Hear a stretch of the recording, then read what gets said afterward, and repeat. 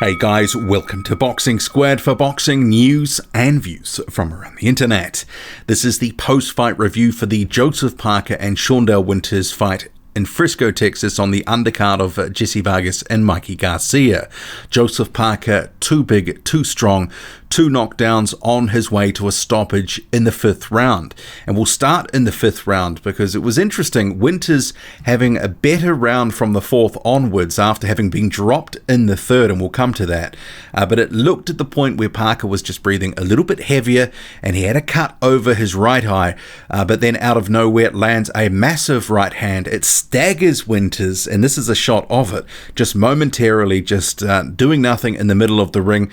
Joseph Parker pounces, another right hand, left hook, and then another right hand to send him to the canvas. Winters attempted to get up, try to beat the count, but the referee didn't like what he saw and he waves it off. And the right hand was a feature in this fight, as was good body work and fast jabs from Joseph Parker. Nothing surprising there with the jabs. Joseph Parker, good speed for a heavyweight, but he started quite strong with the jab in the 1st round, some good body work. But this was a fight where he was actually getting something coming back at him. I know some people thought that Shawndell Winters was just going to fall over, but he was a game opponent. But Parker, right from the outset, you could see the size differential. It looked quite intimidating, and he was putting his 245 pounds to use, trying to walk down Shawndell Winters and really put on a dominant performance. And it wasn't completely dominant, with Winters having some success and actually quite a good 4th round, and I'll come to that too, but Joseph Parker did a good job in this fight. There was a portion in the 4th round where he tried to really work in close with Winters, but Winters, a good inside fighter, I think got the better of the action. This was sort of in the last minute and a half of that round. And that was a surprising turnaround of events, because in the 3rd round was the first knockdown, also another right hand. It had been a punch that Joseph Parker was looking for from the outset and finding a home for. Winters initially showing a good chin, but worn down by the weight of Joseph Parker's punches, goes down in the 3rd round. Beats the count. It's pretty much on the bell, and he's into the 4th round where he actually has some success. And in that 4th round, he opened up a cut on Joseph Parker's right eye. It was from a punch. There was some speculation initially from the commentators, was it from a head clash? But the replay showed it was a left hook that Winters caught Parker with. And I'm sure there would have been a little bit of concern in the Parker camp, given it wasn't in a great spot. It was on the eyelid, not completely over the eye, but sort of off to the side a little bit, but a bad cut to have in that sort of spot nonetheless. But Parker comes out in the 5th round, and Winters and him are trading back and forth, but out of nowhere comes the right hand.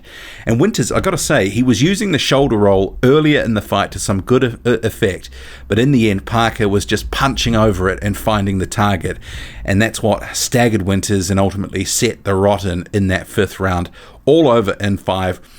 It was what it was to some extent. Parker, the much more fancied heavyweight.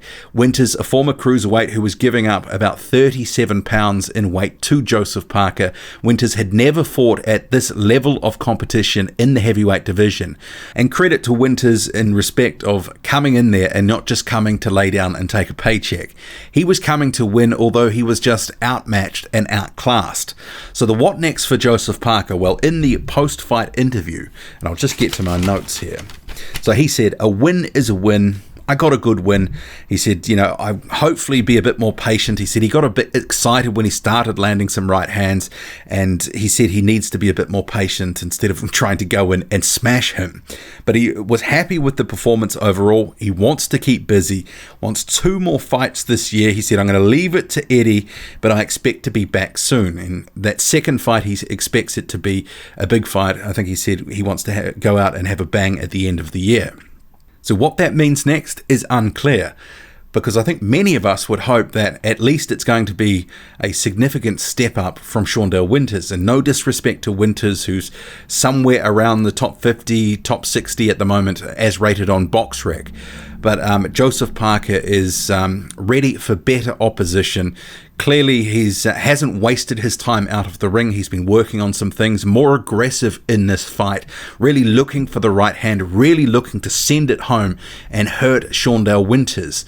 In previous fights, Parker has been criticised sometimes of being a little bit timid, staying on the outside, circling, but in this fight, he knew that he was the bigger man with the heavier punches, and he didn't have any fear of Winters overall, even though he was getting tagged at times, but by nothing significant really. There were some good shots by Winters, but Joseph Parker was never really in trouble, never phased.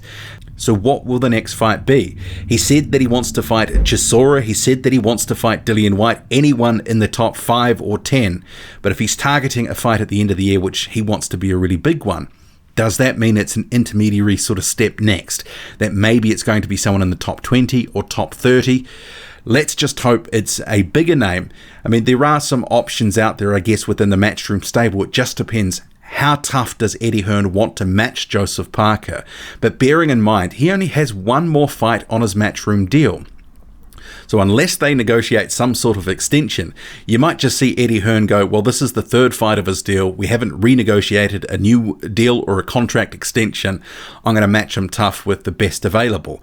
And I think for a lot of fans, that would be a win-win, because Joseph Parker, after the Dillian Whyte fight, has had 3 consecutive tune-ups. Some of that has been bad luck with obviously the spider bite in October 2019, forcing him out of the Chisora fight. But he wants to be busier. He wants to be active against good opponents. So hopefully they can match him tough for his next fight. I'm a little bit tired of the tune-ups, and I know he is too, and I know fans are in general. And if he is going to make a run at a heavyweight title, knocking out the likes of Shawndell Winters, that sort of opponent, that's not going to make major waves in the heavyweight division. The DAZN commentary team was talking up something chronic, but at the end of the day, this fight, it was what it was. Parker, a heavy favourite, expected to win and win handily, and ultimately he did. Winters was game, didn't have enough, but let's hope next time out it's a bigger and better fight. Who do you want to see Joseph Parker up against? What did you make of this performance? Did you like the aggressiveness from Parker? The right hand, he was looking for it, and he was aggressive in this fight.